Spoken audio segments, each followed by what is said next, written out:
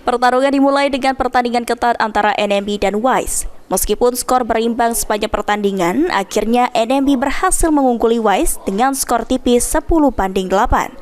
Pertandingan yang penuh dengan tekanan ini menunjukkan ketangguhan mental dari kedua tim dalam menghadapi situasi yang sulit.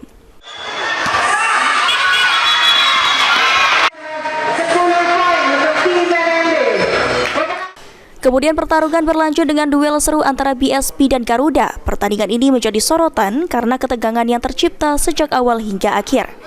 Namun BSP berhasil keluar sebagai pemenang setelah mengalahkan Garuda dengan skor akhir 21-20 dalam pertandingan yang dramatis hingga menit-menit terakhir.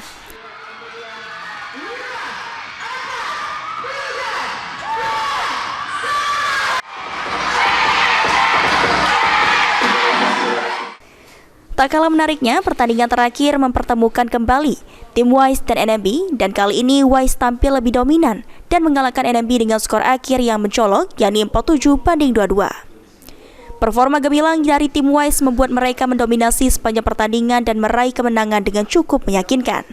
Dengan hasil ini, NMB, BSP, dan Wise merayakan kemenangan mereka masing-masing.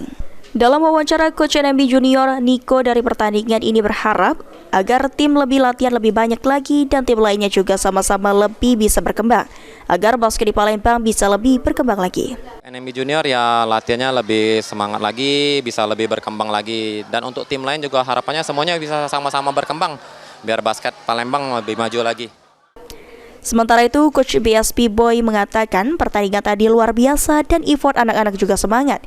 Sampai saat ini kita masih terkendala di mental anak-anak.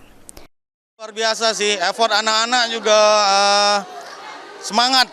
Mereka habis-habisan di dalam lapangan. Cuman ya itu tadi, kita masih terkendala di mental. Tapi beberapa pertandingan ini udah lumayan menaik mental mereka. Mudah-mudahan next pertandingan mereka bisa lebih bagus lagi mainnya. Rian Kusuma, PAL TV.